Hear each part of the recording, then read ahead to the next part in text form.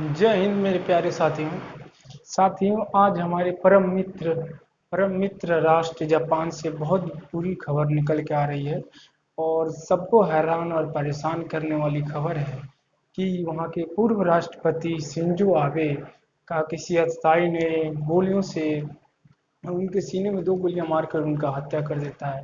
उनकी हत्या हो जाती है। फाइनली वो अस्पताल में मृत डिक्लेयर कर दिए गए हैं।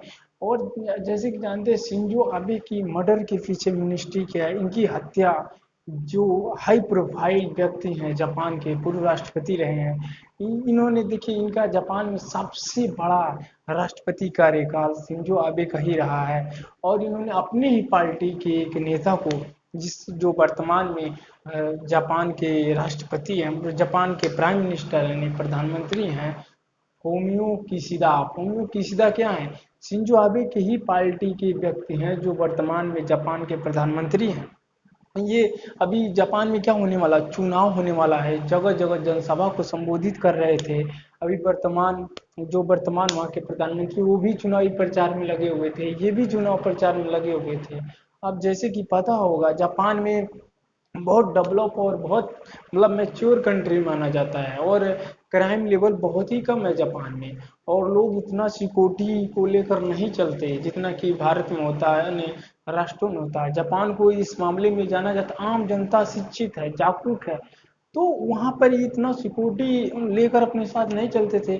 जैसे कोई स्नाइपर हो गया, और सारे स्नाइपर बहुत सारे हों, जो अभी ये गया गया कि जो इनको जो मारा था, उसका यामी गामा नाम करके ऐसे कुछ व्यक्ति था जो जापान की मिलिट्री में भी रह चुका है, मिलिट्री में सेवाएं दे चुका है। उसकी एज 41 साल बताई जा रही है, जापान की मीडिया रिपोर्ट ही बता रही है। तो वो क्या था, वो मार के भागा भी नहीं, वहीं पर खड़ा था और वहाँ की जो सिक्योरिटी एजेंसियां उसको पकड़ भी ली हैं, वो जिंदा पकड़ा भी गया है। अब रीजन ये है कि एक फायर मारता है पीछे से, बहुत सारी मीडिया रिपोर्ट में देखेंगे, एक फायर मारता है तो पीछे धुआं जैसा निकलता है। तो उतना में सिंजो अभी पीछे मुड़ के देखते हैं, जब तक पीछे मुड़ के देखते हैं तब तक 2 गोली और मार देता है, सीने में लगता है और ऑन द स्पॉट वही उनकी मौत हो जाती है। कहा अभी मेडिकल रिपोर्ट ये बता रही है कि इनको गोली लगते वक्त हार्ट अटैक आ गया था और इसी कारण उनको बचाया नहीं जा सका।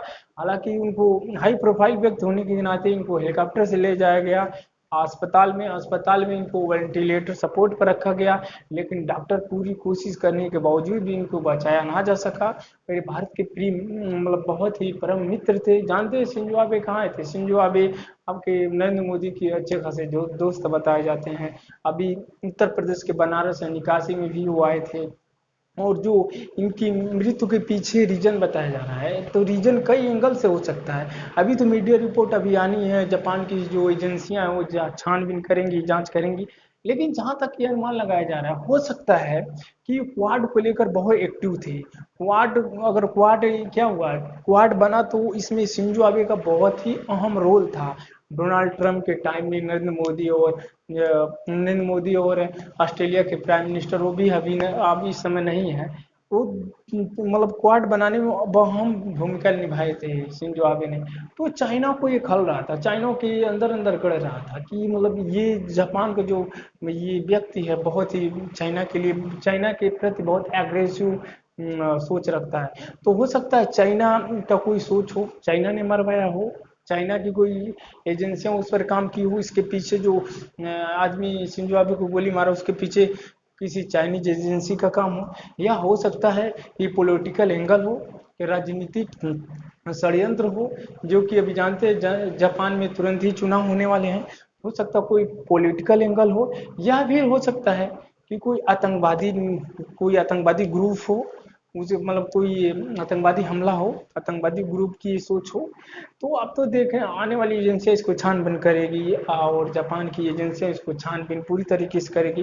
लेकिन हैरान और परेशान करने वाला ये बात है कि चाइना का मुख्य बोला, मतलब चाइनीज जो कम्युनिस्ट पार्टी है ना, शी जिनपिंग के मुख्य बोला पत्रकार ग्लोबल टाइम्स ने क्या कर रखा है कि शिंजो आबे की हत्या एक पॉलिटिकल एंगल है, एक पॉलिटिकल एंगल से देख रहा है चाइना, कि वो बता रहा है कि पॉलिटिकल एंगल से इनकी हत्या की गई है।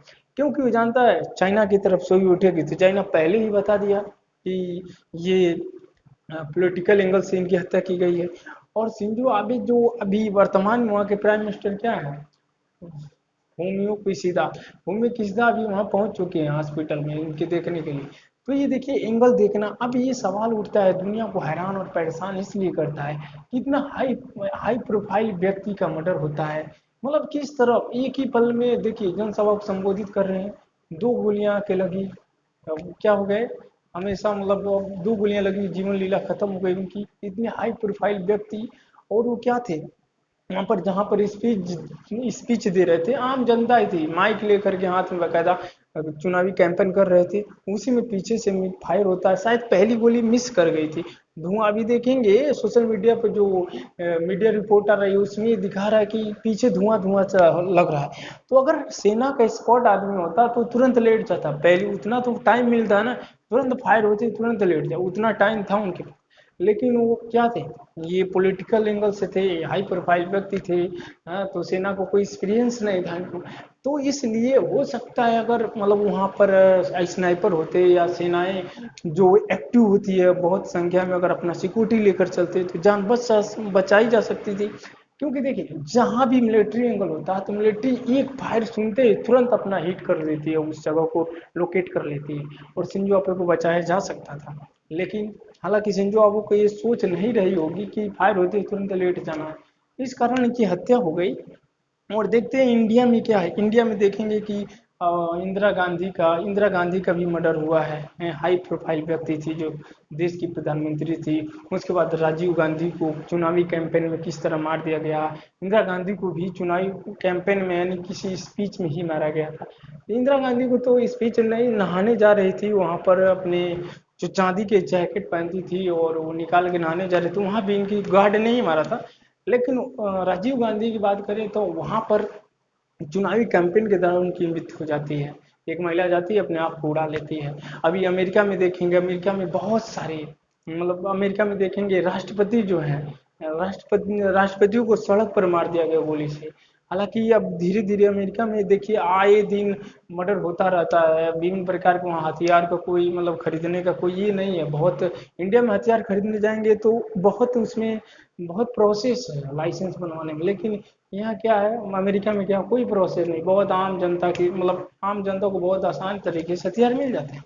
तो वो देखिए ये जापान की बात है, जापान का सबसे लंबे टाइम तक प्राइम मिनिस्टर रहे, ये 2006 से लेकर के 2007 तक प्राइम मिनिस्टर रहे, फिर 2012 से लेकर के 2020 तक प्राइम मिनिस्टर रहे शिंजो आबे।